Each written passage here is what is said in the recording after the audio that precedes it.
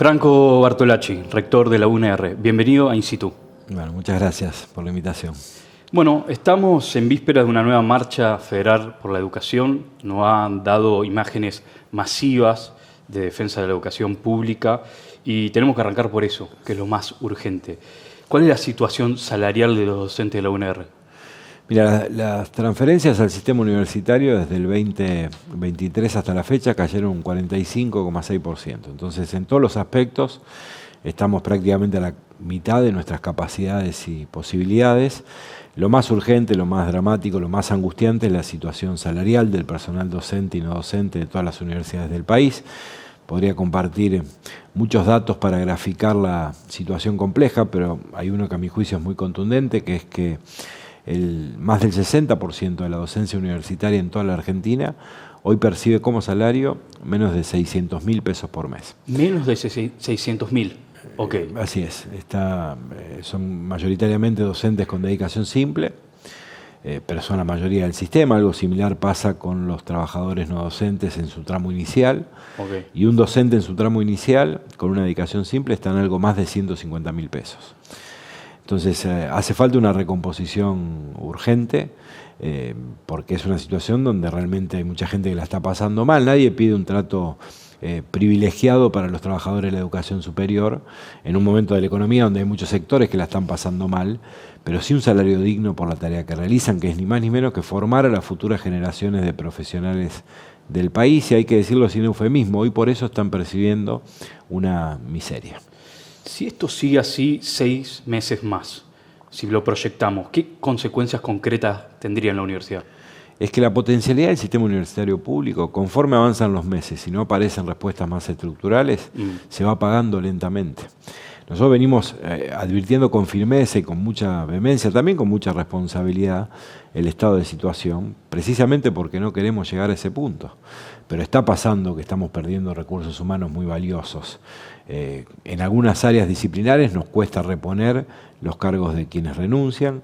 En otros casos, por supuesto que esos cargos se pueden reponer, pero no necesariamente volvés al punto anterior, porque se trata de profesores con muchos años de formación.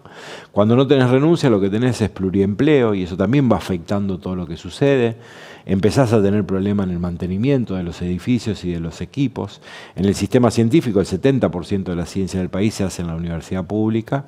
El de financiamiento es aún mayor, ahí también estamos perdiendo recursos humanos muy valiosos, y prácticamente todas las líneas de financiamiento están cortadas, lo cual implica que se están discontinuando proyectos de investigación, y en ese caso también hay que advertir que cuando vos parás un proyecto no es que después lo recuperás con un acto administrativo o con una decisión. En muchos casos te lleva décadas volver al punto en el que dejaste. Tenemos algunos datos. Entre el 2015 y el 2022 la tasa de abandono de la profesión se duplicó. Argentina tiene 1.5 millones de docentes entre primario y secundario más universitarios, 200.000 en el universitario. ¿Te preocupa eso? Sí, por supuesto.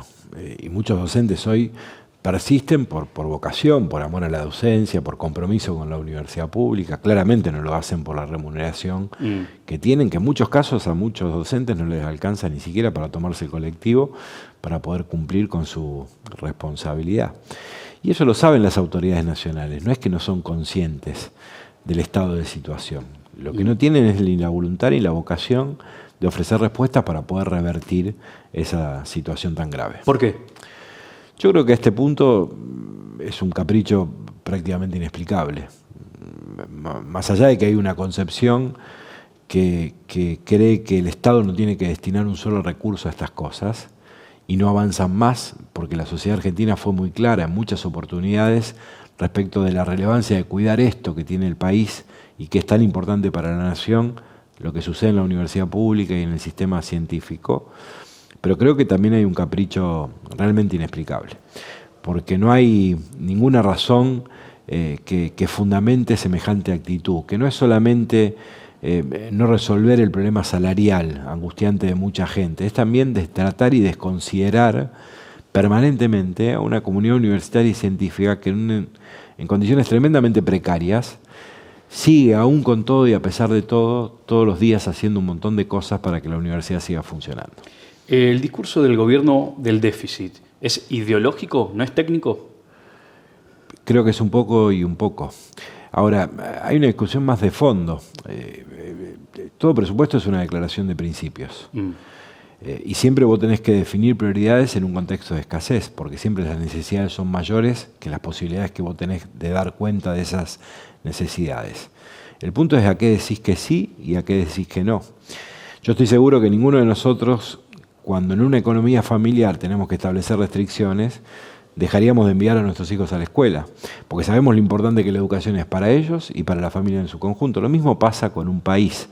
Lo que nosotros estamos planteando es que aún en un contexto de restricciones y de escasez hay que cuidar la inversión en estos aspectos. Es lo que hacen todos los países desarrollados del mundo. China destina el 2,8% de su PBI a educación superior y ciencia, incluso sin tener un sistema universitario público tan robusto como el nuestro. No es que sean más generosos, no es que no cuiden los recursos, es que saben la relevancia que la inversión en estos aspectos tiene en la sociedad del conocimiento para que los países puedan crecer. Nosotros estamos en el 0,4% del PBI, es el punto histórico más bajo de inversión en educación superior. Aún aplicando la ley de financiamiento universitario que el gobierno no cumple, estaríamos en el 0,6, también en el punto histórico más bajo. Todos los países desarrollados están del 2 para arriba, no importa cuál menciones, porque todos saben lo importante que es invertir en estas áreas. Entonces lo que nosotros planteamos es que aún en la escasez, y sobre todo por los problemas estructurales que la Argentina tiene que cuidar y priorizar la inversión en estos aspectos. ¿Cómo está la educación secundaria, que es, en todo caso, la materia prima que llega a la universidad? ¿Qué tipo de alumnos llegan? ¿En qué instancia de aprendizaje? Yo creo que tenemos una crisis en todo el sistema educativo, en todos los niveles. Y deberíamos estar hablando de eso, no de los recursos mínimos indispensables para poder funcionar bien. Y a mí me da bastante bronca que todo el tiempo mucha gente dice lo importante es la educación, hay que priorizar lo que se hace en el ámbito de la educación, pero después cuando hay que tomar decisiones para que eso sea efectivamente lo relevante, se hace poco o se hace nada. Y no tengas ninguna duda, porque a veces la coyuntura nos hace creer que lo importante está en otro lado, que la Argentina no va a poder resolver ninguno de sus problemas estructurales si no empieza a hacer mejor las cosas en el ámbito de la educación. La mía no es una defensa condescendiente con todo lo que sucede. Defiendo lo que entiendo tiene bueno este país y tiene que cuidar, porque eso le garantiza el derecho al acceso a la educación a un montón de gente, pero creo que para que la universidad cumpla bien su misión en un mundo que cambia vertiginosamente, también hay que dar la vuelta, hay que pensarla desde otro lugar, tiene que transformarse. La mejor manera de defender la universidad pública, provocar cambios que son urgentes para que esté más a tono con los desafíos que ese mundo distinto impone. Lo mismo pasa con la educación media. Nosotros tenemos muchas dificultades en cómo ingresan los jóvenes hoy a la universidad, dificultades cada vez mayores. Y si uno lo mira en perspectiva, el Estado en las últimas 3 décadas ha invertido un montón de recursos para intervenir en ese pasaje traumático entre la escuela media y la universidad, y hay que admitir que se fracasó en todas las políticas. ¿Se fracasó? Sin dudas. Sin dudas, si el ingreso hoy, las dificultades que presentan los jóvenes hoy que ingresan a la universidad son más profundas que las que presentaban antes. Entonces, inevitablemente, aún con todo lo que se hizo o a pesar de todo lo que se hizo, no se pudo abordar como corresponde una situación que es grave. Yo creo que ahí hay que animarse a pensar cosas nuevas. Yo lo domino, tengo una idea que es, la llamo quinto compartido, pero creo que las universidades con las jurisdicciones provinciales de educación deberían animarse a tomar el último año de la escuela media, hacer una especie de preparatoria que trabaje con los jóvenes, tanto para quienes quieren ingresar a la universidad como para quienes se van a incorporar al mundo del trabajo, pero dándoles un piso de formación y ciertos umbrales de igualdad en esa formación que garanticen que ese acceso a la universidad, que ese acceso al mundo del trabajo sean con las herramientas que hacen falta, que hoy no las están teniendo. Cuando pensamos en la educación secundaria, a mí lo que veo es como, y trabajé mucho en la escuela secundaria, como cierto nihilismo. Docentes que carecen de herramientas, que en algún punto pierden el sentido de por qué están ahí, y alumnos que dicen, en este mundo, a esta velocidad que está yendo, de repente ChatGPT, TikTok, está en disputa el conocimiento. ¿Hay algo de la universidad, de la educación secundaria, que no se actualizó en un mundo que va a una velocidad muy rápido? Pero no tengas ninguna duda que ese es uno de los desafíos más grandes. En el ámbito universitario yo creo que hay que provocar una especie de segunda reforma universitaria. Segunda reforma universitaria. Eso implica transformaciones en todos los aspectos de la vida de la universidad. Para mí, la más urgente, la más profunda, es una especie de revolución académica, pedagógica y curricular. Hay que pensar los planes de estudio, hay que repensar los tipos de carreras y hay que pensar sobre todo los modos de enseñar. ¿Qué hacemos con la virtualidad y la presencialidad? Todos reivindicamos como parte de la riqueza de la formación en la universidad pública la presencialidad. Ahora, si nuestra expectativa es llegar cada vez más lejos y que cada vez más lleguen a la universidad pública, hay que entender que en la virtualidad hay una herramienta que derrumba fronteras que tradicionalmente fueron un obstáculo para el acceso a la educación superior. Entonces el problema no es si una u otra, sino cómo combinás de manera inteligente y creativa ambas modalidades. ¿Qué hacemos con la inteligencia artificial? Que puede ser un problema o una oportunidad. Lo que no puede hacer el sistema educativo es mirar para el costado como si no pasara nada, porque efectivamente está poniendo en jaque toda la forma tradicional del proceso de enseñanza-aprendizaje. ¿Qué hacemos hasta con la disposición del aula, con la arquitectura del aula en el sentido más amplio? Nosotros seguimos con salones con el docente allá arriba, con los estudiantes allá abajo, con clases teóricas, en algunos casos de hora y media, 2 horas, 3 horas. Hay un montón de estudios internacionales que indican que la atención de los jóvenes hoy no va más allá de los 30 minutos. Yo creo que hay que animarse a revisarlo todo. Pero además de animarse a revisarlo todo, tener como 2 o 3 criterios base que transversalmente permitan hacer eso de una manera distinta como lo hicimos siempre. Primero, de abajo hacia arriba, hay que comprometer a la comunidad. Yo creo mucho en esa idea de que cuando vos querés construir un barco, no tenés que pensar en la vela, en la madera o en la tripulación, sino que tenés que generar en la gente ganas de mar. Entonces creo que hay que generar en la comunidad educativa en general y en la universitaria en particular ganas de que esas transformaciones se produzcan. Cuando vos comprometés a la comunidad en su conjunto, los cambios son más perdurables y son más profundos. Lo segundo, la celeridad. El otro problema grave que tiene lo público en la Argentina en términos generales, el sistema universitario en particular, es que demoramos mucho en procesar los cambios. En un mundo que cambia vertiginosamente, cuando vos lograste provocar una transformación, ya en el medio cambió prácticamente todo. Claro. El sistema de créditos, que creo que va a ser una de las transformaciones más importantes del sistema universitario argentino, que se empieza a aplicar a partir del 2027. ¿Qué es? Contanos. Fue discutido hace 8 años. 8 años. Y recién en el 2027 estamos aplicándolo. ¿Qué es el sistema de créditos? Es cambiar la manera de entender el diagrama de los planes de estudio, poniéndole énfasis en la trayectoria del estudiante y no en el contenido de las materias. Permite mayor movilidad, mayor vinculación, moderniza los planes de estudio de manera que puedan estar más en contacto con lo que pasa en el mundo, pero pone el eje en el tiempo efectivo real que un estudiante le dedica a su carrera, que no está contenido únicamente en el tiempo que demora en cursar una materia según lo que está establecido en un plan de estudio. Pero quiero decir, esa transformación nos llevó 8 años aplicarla. Y hay muchos que ya están pidiendo prórroga para poder hacer la implementación un tiempo más adelante. Lo mismo pasa con la reforma de los planes de estudio. En esos 8 años cambió el mundo. Varias veces. Por eso mismo digo que demoramos mucho tiempo en discutir las cosas y resolverlas, y en el medio cambia todo. Entonces cuando vos terminás de resolver algo, ya casi que tenés que empezar a cambiar de nuevo. Lo mismo pasa con los planes de estudio. Se presenta como un desafío descomunal. Entonces parece casi fundacional el hecho de reformar un plan, cuando deberíamos tener incorporado un ejercicio de que sea una tarea esa más frecuente, porque el plan debe interpelar todo el tiempo lo que pasa en el afuera, porque nosotros formamos profesionales para ese mundo del trabajo que está cambiando sustancialmente. Pero no hay algo de eso que... Entonces yo creo, creo que lo que hace falta es construir en el mundo y en la Argentina una épica por la inclusión, la convivencia y el desarrollo. Yo creo que ese desafío interpela especialmente a la universidad pública y al sistema científico, porque somos consecuencias del esfuerzo que hace una sociedad para sostener un sistema tan robusto que debe aportarle a esa sociedad para poder transformar lo que le pasa. La universidad va a estar en condiciones de asumir ese desafío si antes puede provocar esta segunda reforma que, cuidando lo bueno que tiene, que es garantizarle acá, como en ninguna otra parte, a cualquier joven, según su deseo, según su vocación, la posibilidad de acceder a formación pública de excelencia sin ningún tipo de restricción, cuidando eso, se ponga más a tono con los desafíos que la Argentina y hoy el mundo también le impone. Franco, hay muchas cosas, me parece que ahí que son interesantes.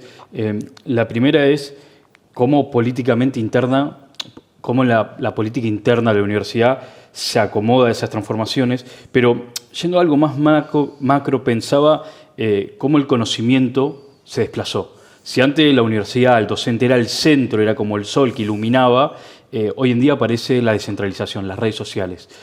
Y algo que en principio muchos aspiraban a que, o esperaban que iban a tener más libertad, más opiniones, más pluralidad, en realidad trajo más terraplanistas. En realidad trajo más dudas, más escepticismo, incluso en la idea de la verdad, del conocimiento, de cómo se acumula. Entonces, en ese mundo, ¿cuál te imaginas que es el lugar de la universidad? Yo creo que es más necesaria que nunca, pero que va a estar en condiciones de cumplir su misión si es capaz de transformarse a sí misma. La universidad tiene además una defección contra la que yo lucho permanentemente, que es un espacio muchas veces de palacio de saberes clausurados. Tiene una potencialidad transformadora extraordinaria, pero esa potencialidad está como cerrada sobre sí misma. Yo creo que hay que dar la vuelta, ponerla más de cara a lo que pasa y necesita. En nuestro caso, Rosario y la región, pero pasa con todas las universidades, en un mundo donde efectivamente el conocimiento hoy transita por múltiples lugares y donde hay que animarse a discutir absolutamente todo. Por ejemplo, el impacto que hoy están teniendo las redes sociales, que creo que no lo estamos discutiendo con la profundidad que merece semejante problema, que yo creo que está embruteciendo culturalmente a la sociedad a nivel global y a la nuestra en particular. Todo se hace más simplón, todo se hace más chabacano, de nada sirven los fundamentos o la argumentación, solo una afirmación efectista que sea contundente. Hay que animarse a discutir el acceso a redes sociales de los más jóvenes, de los menores de 16, como está haciendo el mundo en un montón de países. Yo creo que la Argentina también tiene que avanzar con legislación, porque lo que provoca en esa etapa de formación de los más chicos es en muchos casos irreversibles después, en términos incluso de ansiedad, de inmediatez, problemas que empiezan a manifestarse con mayor frecuencia en dificultades de salud mental. Nosotros lo vemos con los estudiantes y los adolescentes que acceden al ámbito universitario. Un montón de cosas que están pasando en un mundo que a veces nos innubila y nos fascina, con las luces que deslumbran, pero eso no nos permite ver la gravedad de un montón de procesos que creo que están deteriorando la sociedad global como pocas veces antes y con una rapidez inédita. Hay algo que me parece fascinante también de la posición que ocupa la universidad, y es una institución a lo mejor del siglo XIX, con docentes la mayoría del siglo XX, con alumnos del siglo XXI, también pongo la educación secundaria ahí, pero es esta especie de doble objetivo, no sé si vos lo vivís como una contradicción, que es por un lado democratizar su acceso, que todos tengan acceso, pero al mismo tiempo la excelencia académica, que indudablemente deja gente afuera, porque es un sistema competitivo. ¿Cómo conviven esas dos almas en la universidad? Bueno, el desafío precisamente de trabajar en respuestas innovadoras y creativas tiene que ver con la necesidad de resguardar esas cosas. Cuando planteaba las dificultades que hay en el pasaje de la escuela media a la universidad, si no hacemos algo para que deje de pasar lo que está pasando, el desafío que se le plantea a la universidad es cuánto bajás el umbral de excelencia para no ser expulsivo, o cuánto conservás ese umbral sabiendo que en el camino, si no haces algo antes, va a quedar mucha gente. Yo creo que se puede trabajar, sin dudas. La universidad pública es un gran ejemplo de que es compatible la masividad con la excelencia. Pero para eso hay que tomar decisiones y hay que animarse a transformar y discutir las cosas. Y creo que es el punto en el que todavía nos cuesta mucho asumir que tenemos que ir por unas reformas que son necesarias. De fondo. De fondo, sin lugar a dudas. Cuando yo hablo de una segunda reforma y de una revolución académica y pedagógica curricular, quiero ser estricto en la definición del término. Una revolución en términos de ruptura, de un proceso drástico y profundo de transformación. Y en ese sentido, ¿cómo está la convivencia histórica estudiante-docente? ¿No? A mí me tocó transitar la universidad pública y eso era una alianza que se daba por hecho. Y hoy en día veo como más objeciones, más grietas. Y yo creo que en cualquier caso, por supuesto que cambió la fisonomía. El mundo de hoy no es el mismo de antes. Los jóvenes que hoy ingresan a la universidad no son los mismos que ingresaban antes. Pero creo que hay conciencia en términos generales y sentido de comunidad. Creo que es la fortaleza que tiene el sistema universitario público argentino. Una es su extensión, su sentido federal y su carácter federal. Otra es la conciencia de unidad, todos sentirnos parte de una idea, que es el valor que tiene la universidad pública para el país y para la nación. En términos generales no tengo ninguna duda que es así. ¿Te sorprende el fenómeno libertario entre los jóvenes? ¿Te sorprendió? Digo, ¿viste en tiempo real la transformación de la universidad, de los jóvenes? ¿Van pasando camadas? ¿Es algo que viste venir? Lo vi venir y no me sorprende. Tenés, y además no soy un hijo que fue presidente del centro de estudiantes. Así de la escuela secundaria. ¿Tenés forma de medir eso? Sí, pero además no soy de los que cree que hay que asignarle a los jóvenes la responsabilidad de algunas cosas que nos pasa. Creo que con los jóvenes, el problema que tenemos, sobre todo quienes tenemos algún tipo de responsabilidad institucional donde fuera, es que escuchamos demasiado poco lo que los jóvenes tienen para decir. Yo no tengo ninguna duda de que si lo escucháramos más, tomaríamos mejores decisiones. Y hay como una apelación permanente al futuro que esos jóvenes tienen, que desde mi perspectiva no es más que una concesión que las generaciones que no pudimos o no supimos resolver un problema grave como todos los que tenemos, les asignamos a esos jóvenes para que en el presente no vuelvan a tener el lugar que necesitamos que tengan, la voz que necesitamos que tengan para que las cosas sean distintas. No hay que buscar responsabilidades, sino preguntarse por qué los jóvenes se plantan frente a determinados temas como se están plantando.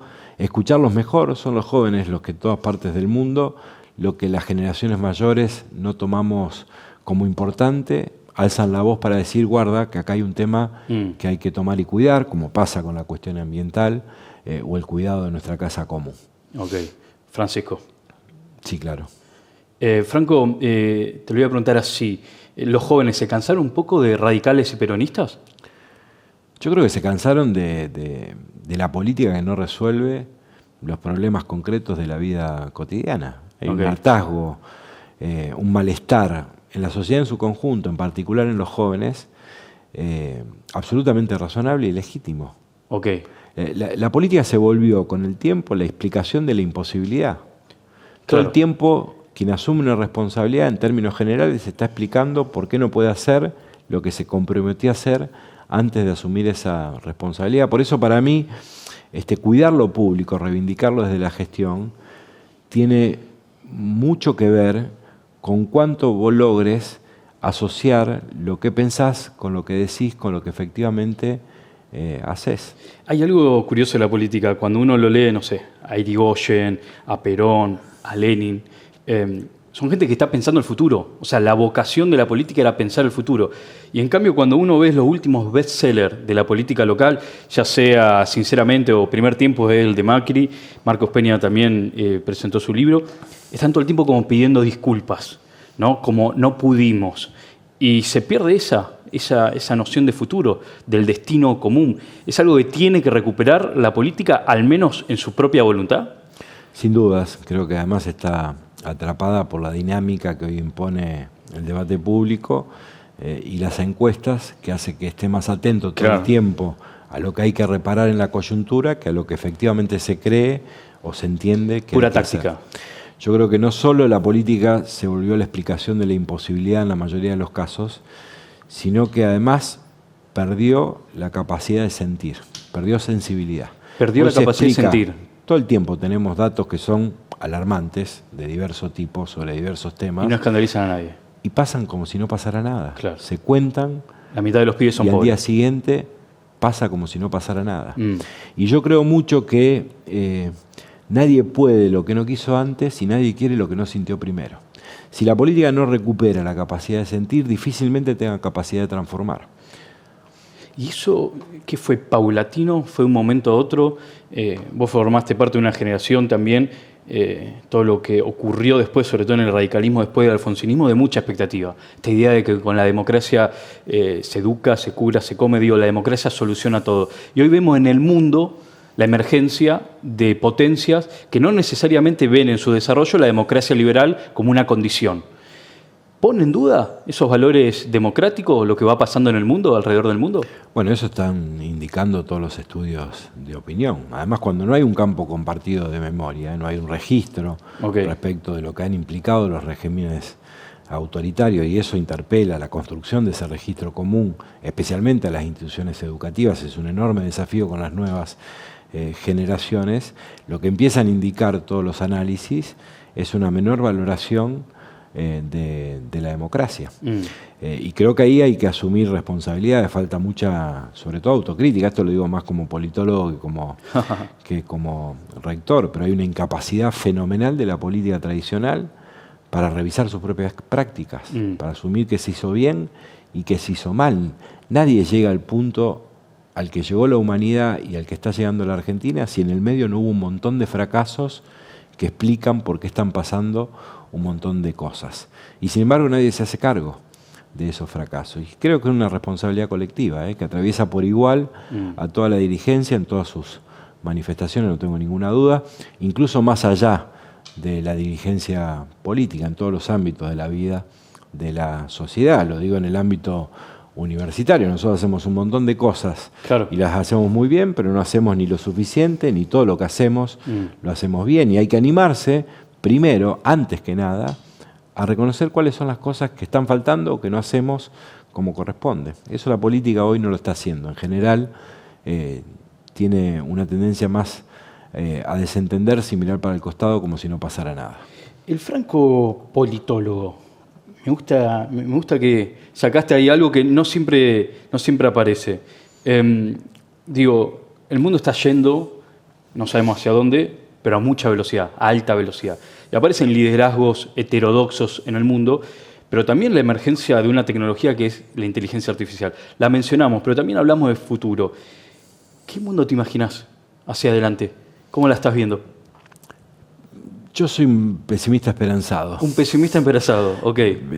Pesimismo porque si uno pone los datos duros respecto de hacia dónde va ese mundo que estamos construyendo voluntaria o involuntariamente, realmente a mí me produce mucho pesar pensarlo.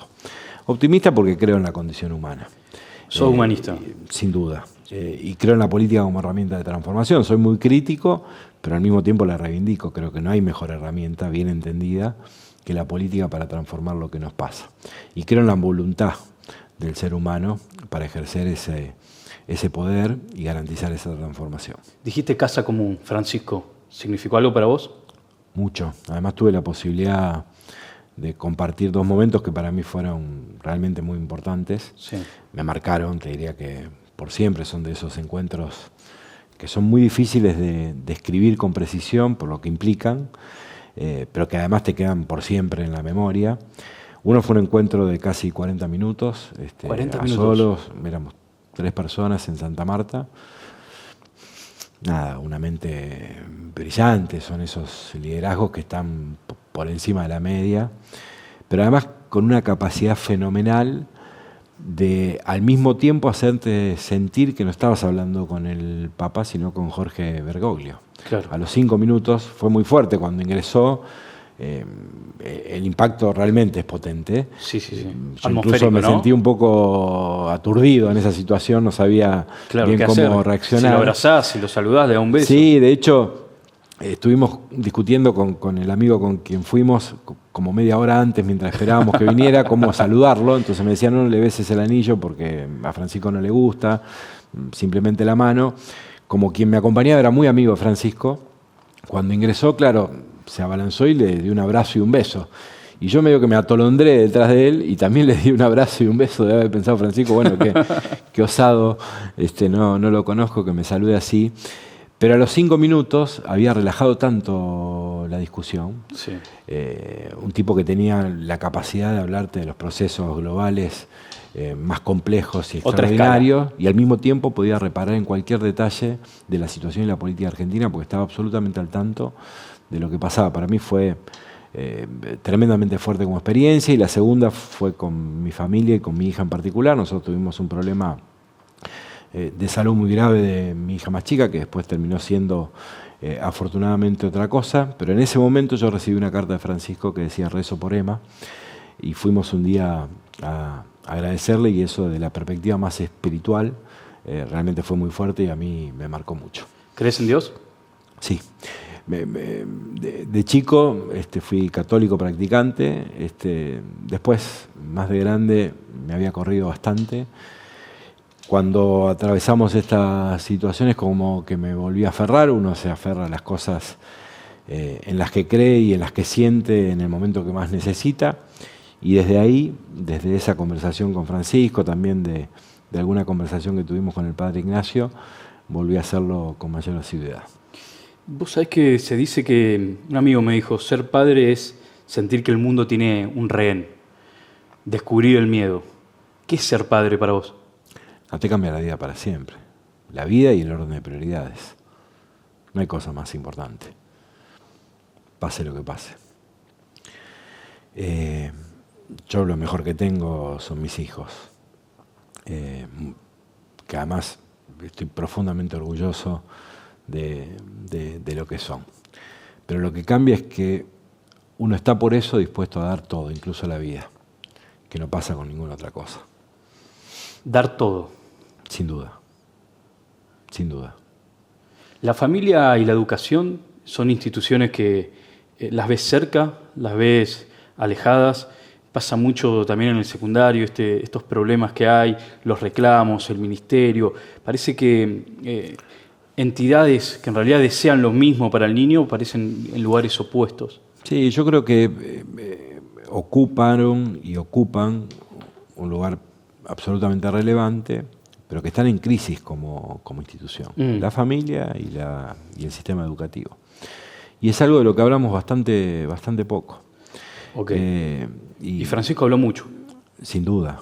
Y yo creo que además tuvo la capacidad de poner en debate temas de los que pocos liderazgos de ese nivel se animan a hablar. Entonces nos ayudó a correr los límites de lo posible, a animarnos a pensar cosas desde un lugar distinto. Uno puede compartir o no. Es otra cosa saludable que también hemos perdido, ¿no? Parece que uno no pudiera conversar con alguien que piensa distinto, que solo tengo que juntarme con los que piensan igual a mí. Y la riqueza está en otro lado, en escuchar sobre todo al que piensa distinto, porque eso o me confirma en mi posición o enriquece cambiándome y transformándome en lo que pienso. Y las redes parecen que todo el tiempo conspiran contra eso, no tenga ninguna duda. Porque te aumenta el sesgo. Las comunidades levantan, si se quieren, medianeras, y cada vez nos vemos todo el tiempo nosotros mismos. Es como y además te van llevando sí. por aquellos lugares donde confirman tu posición. Tu sesgo, claro. Por eso yo no tengo ninguna duda que aquello que apareció como una herramienta democratizadora, claro, frente al poder de los medios concentrados, claro, hoy se convirtió en una herramienta que empobrece y embrutece culturalmente a la sociedad en términos generales, a la Argentina en particular. Hay que animarse a discutir qué pasa con eso. ¿Cuánto habilitamos? ¿Cómo habilitamos? ¿De qué manera lo hacemos? Okay. No es nada bueno lo que viene si nosotros no nos animamos a revisar un poco lo que está pasando ahí. Hay algo de la cosa pública, ¿no? Recuperando centralidad en la agenda y no dejándole, si se quiere, a la tecnología, al mercado, que muchas veces son abstracciones, pero muy concretas porque tienen dueños concretos, con intereses concretos, el destino de la conversación pública. Pero no hay ninguna duda que hay intencionalidad. No es ingenuo lo que pasa en las redes. Okay. No es ingenuo hacia dónde nos conducen las redes. La sensación que yo tengo, y es lo que me alarma y en algún punto me desespera, es que es como una vorágine en la que estamos inmersos y que no tenemos capacidad de parar la pelota para decir, che, ¿esto que está pasando está bien? ¿Hacia dónde nos conduce todo esto que está sucediendo? A una velocidad sin destino. Y es como sin que dirección. Llegamos a un punto donde miramos para atrás y decimos, ¿qué pasó? Claro. ¿Qué pasó todo esto?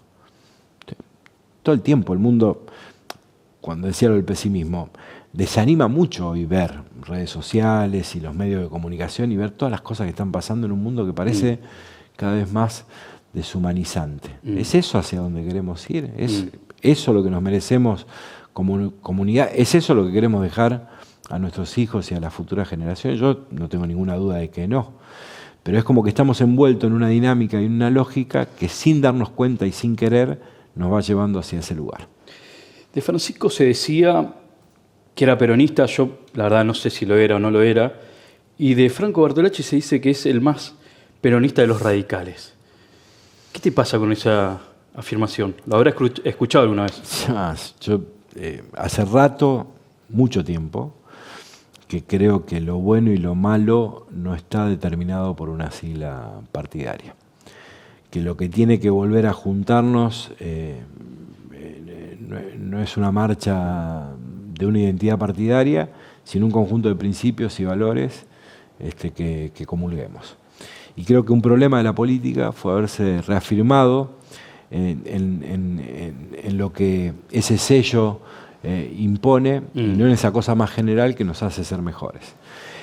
Hay como una tendencia a mirar desde una perspectiva nostálgica la política partidaria, como si estuviéramos en el proceso de recuperación democrática. Y la política partidaria ya no es eso en la Argentina, sí. No es eso en el mundo. Uno puede tener la consideración o valoración que quiera.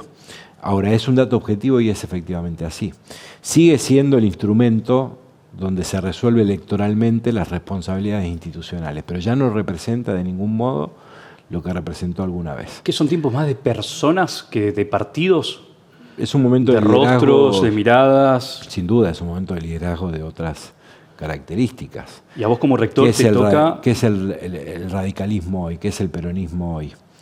¿Qué es el PRO hoy como partido? ¿Cuál es la plataforma? Claro. Antes los partidos tenían convenciones, discutían plataformas, seguían un plan de trabajo, internas. Todos suscribían.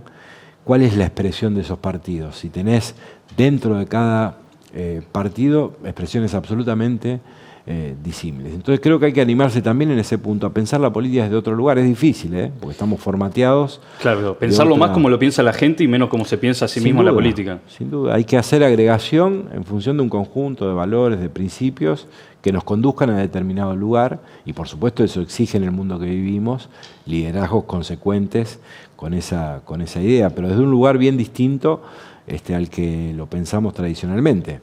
Dicho esto, yo suscribo al radicalismo, porque suscribo un conjunto de ideas que creo que han sido transformadoras profundamente para el país y que todavía tienen en su esencia mucha vigencia, pero eso no me ata a pensar la política desde una perspectiva exclusivamente partidaria. Yo creo que esa es otra de las razones que nos están haciendo realmente muy mal. Creer que esto es como un partido de fútbol, ¿viste? Que discutís en trinchadas y están todos los buenos de este lado, todos los malos del otro lado. Eso no es así. A mí la experiencia me enseñó que es todo lo contrario. Bueno, vos como rector de la UNR hay una diversidad ideológica con la cual tenés que convivir, conducir, hablar, es que eso negociar. No tengas ninguna duda que enriquece mucho más todo lo que sucede. Claro. Nos hace mejores a las personas y a las instituciones. Hace más profundas las transformaciones, las hace más perdurables. Y te pasa todo el tiempo que encontrás mayor razonabilidad o afinidad en personas con las que no compartiste tradición política que con muchas otras con las que efectivamente la compartiste. Entonces hay que animarse a abrir un poco más la cabeza y ver las cosas desde otro lugar. Yo creo que el mundo que estamos viviendo, que es muy disruptivo desde donde se lo mire, también exige a pensar la política, sobre todo la política partidaria, desde un lugar distinto. ¿Cómo ves la ciudad? Yo la veo bien, en un momento sustantivamente mejor que lo que veníamos atravesando. Rosario atravesó una situación extremadamente delicada y creo que es una gran noticia que hoy nos empiecen a reconocer por otras cosas, sabiendo que hemos dejado atrás el momento más difícil. Eso no quiere decir que se haya resuelto estructuralmente nada, porque todavía hay mucho por hacer, pero nadie puede en su sano juicio afirmar que no ha cambiado sustancialmente la situación de Rosario, sobre todo lo vinculado a la violencia urbana, y transformando esa situación, que era determinante, empieza a haber manifestaciones de todo tipo, en todos los ámbitos, de una sociedad como la rosarina, que la potencialidad la tiene, de manera innata. Entonces hoy hay un desarrollo, un crecimiento, una apropiación de los espacios públicos, una manera de habitar, transitar y disfrutar la ciudad que hasta hace algunos años atrás no podíamos tener, que creo que es un signo muy saludable y creo que tenemos que cuidar entre todos. Que esa es otra cosa que a veces cuesta, ¿no? reconocer aquello que está bueno y está bueno para todos, no importa quién lo haya hecho o de dónde venga, porque ese es un punto de partida que nos pone en un mejor lugar y nos lleva a un lugar mejor si somos conscientes y lo podemos hacer de esa manera. Quiero hablar un poco del país, pero quiero preguntarte esto que me parece fundamental, que es ¿qué seríamos sin la universidad pública? Yo cuento siempre mi historia, pero no por ser autorreferencial, sino porque creo que esa historia pone en evidencia un montón de historias que se escribieron antes y que se están escribiendo hoy. Yo soy nieto de abuelos analfabetos. Soy hijo de un padre inmigrante. Mi papá nació en Italia, muy chiquito, a los 3 años, con mis abuelos y mi tía se vinieron de Italia escapando de la Segunda Guerra Mundial. Se vinieron a la Argentina con 3 baúles de maderas hechos artesanales y nada más, porque no había nada más. Yo tengo uno de esos baúles, hoy cada uno de los nietos atesoramos. ¿En serio? Uno de esos baúles, que todavía no me explico cómo hizo mi abuelo. Casi 100 años tienen esos baúles. No, 78 años, pero además 78. son tremendamente pesados. Yo no puedo explicarme todavía cómo hizo para traerlos de Italia. Con 4 años. Hasta acá, con mis abuelos mayores, por supuesto, Claro. Mi abuelo y mi abuela.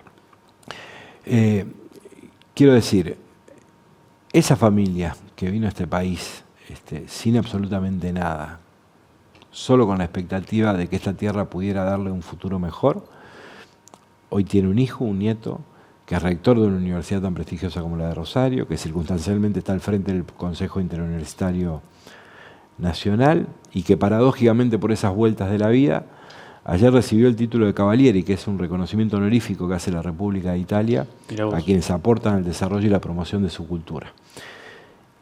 Eso yo lo puedo contar porque existe la Universidad Pública Argentina. No hay manera de que hubiese sido de otra forma si no fuera por la educación pública y la Universidad Pública Argentina. Como la mía hay un montón de historias que se escribieron y que se están escribiendo. Es una herramienta de movilidad social ascendente fenomenal que tenemos que cuidar y tenemos la responsabilidad de garantizar para las futuras generaciones. Yo creo que quienes tuvimos el privilegio de transitar la universidad pública no podemos fallar en la tarea de garantizarles a las futuras generaciones las mismas posibilidades y los mismos derechos que tuvimos nosotros, asumiendo al mismo tiempo la responsabilidad para con la sociedad que nos sostiene con su esfuerzo y hace posible que ese privilegio pueda concretarse. Porque a veces también los universitarios perdemos un poco registro de ese mandato que a mi juicio es primordial. Hay una sociedad con su esfuerzo que sostiene la universidad pública. Hay mucha gente que nunca pudo pasar por la universidad, que quizás nunca pueda ver a sus hijos estudiar en la universidad. La pregunta que hay que hacerse es por qué, a pesar de eso, hace un esfuerzo para sostener un sistema universitario público tan robusto como este. Porque tiene la expectativa que esa universidad genere profesionales que le transformen la vida, que genere cosas todos los días que puedan cambiar, sobre todo la vida de la gente que la pasa mal. Esa es una responsabilidad que tenemos que asumir. Aparte, forma parte de nuestros mitos fundantes. Mi hijo el doctor. Está en el ADN de la argentinidad. Mira, de Sarmiento para acá, sí. La columna vertebral de la Argentina es la educación pública que iguala, que nos transforma y que nos hace libres. Y que nos hace libres. Nosotros somos hijos de esa historia, de esa educación pública, de la reforma universitaria del 18 que pensó una universidad más comprometida con los problemas de su tiempo, de la gratuidad que le garantizó a los hijos de los trabajadores el acceso a la universidad pública cuando antes no podían hacerlo, de esa herramienta que le transforma todos los días la vida a mucha gente. Creo que hay un mandato, yo siempre digo que el himno nos impone a disponernos a morir con gloria y creo que para morir con gloria antes hay que saber vivir dignamente. Es un mandato para todos los que habitamos este país. Para quienes tuvimos el privilegio de pasar por la Universidad Pública Argentina, es más profundo aún. No hay derecho a fallar en esa tarea de garantizarle a quienes vengan que tengan las mismas posibilidades que tuvimos nosotros. ¿Cuándo se termina tu mandato en la universidad? 2027, el 6 de agosto del 2027. Ok. ¿Cómo crees que se te recuerde? En general como un buen tipo que intentó en el momento que le tocó con todo su esfuerzo hacer lo que estaba a su alcance para que la Universidad Nacional de Rosario siga creciendo. Y creo modestamente que venimos cumpliendo con esa tarea. No es fácil, porque han sido años realmente muy complejos. A mí me tocó asumir y al poco tiempo ya teníamos la pandemia, que fue un desafío enorme, y de ahí para acá fueron todas dificultades. Ahora, a pesar de todo eso, la UNR atraviesa uno de los procesos de expansión más importante, si no el más importante, de toda su historia. Tomando el parámetro que quieras tomar, en todos los aspectos hemos crecido. Eso no lo reivindico como un acto de carácter personal, porque yo soy de los que cree que en las comunidades las cosas no suceden porque alguna autoridad lo dispone o lo impone, si no hay ganas en esa comunidad de que las cosas efectivamente pasen. Pero sí va como reconocimiento a la comunidad de la UNR que, parada sobre su responsabilidad, se animó a ir por más. Y la UNR dejó de ser ese palacio de saberes clausurados, abrió sus puertas, hicimos un montón de cosas para que esté más presente donde no estaba, para que lleguen quienes no llegaban. Yo tenía como una obsesión cuando asumí, que era la de trabajar para que mucha gente que todos los días pasa por enfrente de nuestros edificios sin siquiera saber lo que está pasando adentro y que mira con cierto recelo eso que sucede allí, tuviera, si así lo desea, la posibilidad de habitar la Universidad Pública Argentina, en nuestro caso la Universidad de Rosario. Y hoy me encuentro con un montón de historias en la secundaria virtual, en la escuela de oficios, en el programa de adultos mayores, en las carreras nuevas que pusimos en marcha, en las 4 escuelas preuniversitarias nuevas que creamos en este tiempo, con un montón de historias de mucha gente que me dice, mira, si no fuera por esto, yo no podría haber pasado por la universidad. Esa es, desde mi perspectiva, la mejor devolución para semejante esfuerzo personal y colectivo. Yo he dejado la vida por la UNR, es lo que amo, y creo profundamente en el poder transformador de la educación y la educación superior en particular. Espero en este tiempo haber hecho ese aporte y que se me recuerde modestamente por eso. ¿Qué sigue para Franco Bartolacci después? ¿Qué es lo que imaginas? No lo tengo realmente claro. ¿No tenés claro? No, en absoluto. Yo creo que hay que, siempre, volviendo al análisis más de la perspectiva de la ciencia política. Bien. Creo que hay... Me gustó esa, ¿eh? Descubrimos ahí algo que estaba escondido hace tiempo. No, es que tengo ganas. ¿Tenés ganas? Es como que es una contradicción permanente, ¿no? Y trato también de poner mucho en juego la formación, por supuesto, en el ejercicio cotidiano de esta responsabilidad. Pero bueno, a veces cuesta diferenciar, pero le tengo muchas ganas. Siempre me interesa mucho el análisis y poder hacer aportes modestos desde la perspectiva que uno cree. Pero decía que para mí uno de los problemas de la política son estos 3. Uno, la incapacidad, convertirse en la explicación de la imposibilidad, la incapacidad de hacer. El segundo, dejar de sentir, perder sensibilidad, entonces eso hace que no pueda y que no transforme finalmente, alejándose de la gente. Y el tercero es que quien asume responsabilidades está todo el tiempo pensando qué va a hacer en un próximo ciclo, y eso te hace poner la energía en el lugar incorrecto. Entonces yo creo que es al revés, uno tiene que, donde le toca, en el mientras tanto, poner su mejor energía para hacer lo mejor posible las cosas en ese lugar. Si uno hace eso, después lo demás viene solo. Yo creo mucho en lo de Maquiavelo, que es fortuna y virtud. Entonces creo que hay que hacer bien. Cita obligada. Hay que hacer bien la parte que a uno le toca, eso es lo que corresponde a la virtud, y después hay que dejar que la suerte también haga lo suyo. Franco, gracias por venir. No, para mí fue un gustazo. Gracias a ustedes.